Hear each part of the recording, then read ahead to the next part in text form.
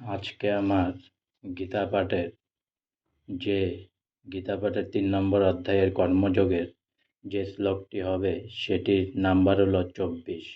উচ্ছি দেহু রিমে লোকান কুঞ্জাং কর্ম চেদহম শঙ্করস্য চ কর্তা সামু পহন্না মিমা প্রজা। উষ্ণি দেহু উৎসন্ন হবে, ইমে মানে এ সমস্ত, লোকা মানে সমস্ত লোক, ন মানে না, কুজাম মানে করি, কর্ম মানে শাস্ত্রজ্ঞ কর্ম, চেত মানে যদি, অহম মানে আমি, শঙ্করস্য মানে বর্ণ শঙ্করে, চ মানে এবং, কর্তা মানে কর্তা, শ্যাম মানে হব, উপহনাম মানে বিনষ্ট হবে, ইমা মানে এ সমস্ত, প্রজা মানে জীব।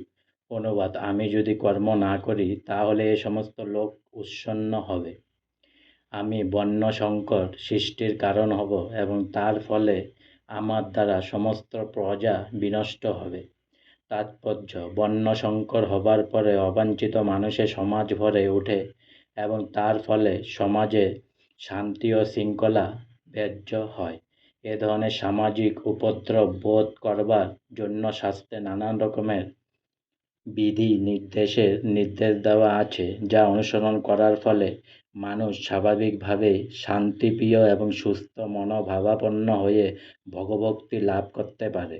ভগবান যখন এই পৃথিবীতে অবতরণ করেন তখন তিনি জীবের সর্বাঙ্গীন মঙ্গল সাধনের জন্য সমস্ত শাস্ত্রীয় বিধি নির্দেশের তাৎপর্য ও তাদের একান্ত প্রয়োজনীয়তার কথা মানুষকে বুঝিয়ে দেন। ভগবান হচ্ছেন সমস্ত জগতের পিতা, তাই জীব যদি বিপথগামী হয়ে পথভ্রষ্ট হয়, পক্ষান্তরে ভগবানই তার জন্য দায়ী হন। তাই মানুষ যখন শাস্ত্রের অনুশাসন না মেনে যথেচ্ছাচার করতে শুরু করে, তখন ভগবান নিজে অবতরণ করে পুনরায় সমাজে শান্তি ও শৃঙ্খলা প্রতিষ্ঠা করেন। তেমনই আমাদের মনে রাখতে হবে, ভগবানের পন্থাঙ্ক অনুসরণ করাই আমাদের কর্তব্য। ভগবানকে অনুকরণ করা কোনো অবস্থাতেই আমাদের উচিত নয়। অনুসরণ করা আর অনুকরণ করা এক পর্যায়ভুক্ত নয়। ভগবান তার শৈশবে গোবর্ধন পর্বত তুলে ধরেছিলেন, কিন্তু তাকে অনুকরণ করে আমরা গোবর্ধন পর্বত তুলতে পারি না। কোনো মানুষের পক্ষে তা করা সম্ভব নয়। ভগবানের সমস্ত লীলাই অসাধারণ। তার লীলা অনুকরণ করে ভগবান হবার চেষ্টা করার মূর্খতারই নামান্তর। তাই আমাদের কর্তব্য হচ্ছে তাদের অনুসরণ করে আমাদের জীবনে প্রকৃত উদ্দেশ্য খুঁজে পাওয়া। কোনো অবস্থাতে তার অস্বাভাবিক লীলার অনুকরণ করা আমাদের কর্তব্য নয়। শ্রীমদ্ ভগবতে 10-33-31 বলা হয়েছে, নৈতৎ সমাচরে জাতু মনসাপি হন্যীশ্বর বিনশ্বদাচর চন্ময় ঢা দ তারু রুদ্র হ বীজং বিষম ঈশ্বরাণাং বচ সত্যং তদ বা চরিতং কচ্চিৎ তেষাং যৎ সব চুক্তং বুদ্ধি মাংসৎ সমাচরেৎ।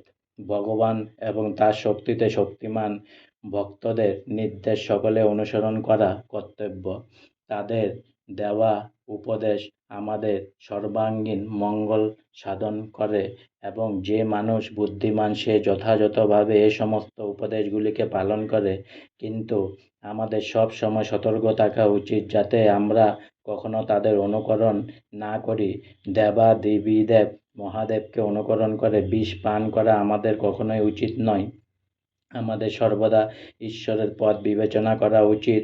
অথবা যারা অসীম ক্ষমতাশালী রূপে চন্দ্র ও সূর্যের গতি প্রকৃতপক্ষে নিয়ন্ত্রণ করতে পারে, এই প্রকার শক্তি ছাড়া কারো অসাধারণ শক্তিসম্পন্ন ঈশ্বরদের অনুকরণ করা উচিত নয়। আমাদের কর্তব্য হচ্ছে তাদের অনুসরণ করা। সমুদ্র মন্থনের সময় যে বিষ উঠেছিল তা পান করে মহাদেব জগৎকে রক্ষা করেছিলেন, কিন্তু কোনো সাধারণ মানুষ যদি তার এক কণা বিষও পান করে তবে তার মৃত্যু অবধারিত। কিন্তু মূর্খ লোক আছে যারা নিজেদের মহাদেবের ভক্ত বলে প্রচার করে এবং মহাদেবের বিষ খাওয়ার অনুকরণ করে গাঁজা আদি মাদকদ্রব্য পান করে। তারা জানে না এর মাধ্যমে তাদের মৃত্যুকে তারা ডেকে আনছে। তেমনই কিন্তু ভণ্ড কৃষ্ণভক্তও দেখা যায়, যারা নিজেদের ইন্দ্রিয় তৃপ্তি করবার জন্য ভগবানের অতি অন্তরঙ্গ লীলা রাসলীলার অনুকরণ করে। তারা ভেবেও দেখে না ভগবানের মতো গোবর্ধন পর্বত তুলবার ক্ষমতা তাদের নেই। তাই শক্তিমানকে অনুকরণ না করে তাকে অনুসরণ করাটাই হচ্ছে আমাদের কর্তব্য। আমাদের শিক্ষা দেবার জন্য ভগবান যে সমস্ত উপদেশ দিয়ে গেছেন তা পালন করলেই আমাদের পরমার্থ সাধিত হবে। কিন্তু তা না করে যদি আমরা নিজেরাই ভগবান সাজতে চাই, তাহলে আমাদের অধঃপতন অবধারিত। আজকের জগতে বহু অবতারের দেখা মেলে। লোক ঠকাবার জন্য অনেক ভণ্ড নিজেদের ভগবানের অবতার বলে প্রচার করে, কিন্তু সর্বশক্তিমান ভগবানের সর্বশক্তিমক তার কোনো চিহ্নই তাদের মধ্যে দেখা যায় না। আজকে আমার গীতা পাঠের 3 নম্বর অধ্যায়ের কর্মযোগের 24 নম্বর শ্লোক এখানেই সমাপ্ত হলো। তাই পুনরায় একবার বলুন, হরে কৃষ্ণ কৃষ্ণ কৃষ্ণ হরে হরে, হরে রাম রাম রাম হরে হরে। অনেক অনেক সাবস্ক্রাইব করুন, অনেক অনেক লাইক করুন, অনেক অনেক ভালো থাকুন, অনেক অনেক সুস্থ থাকুন, অনেক অনেক আনন্দ থাকুন, আর অনেক অনেক হেল্প করেন সবাইকে নিজের সামর্থ্য অনুযায়ী। আর সঙ্গে বলেন রাধে রাধে, হরে কৃষ্ণ।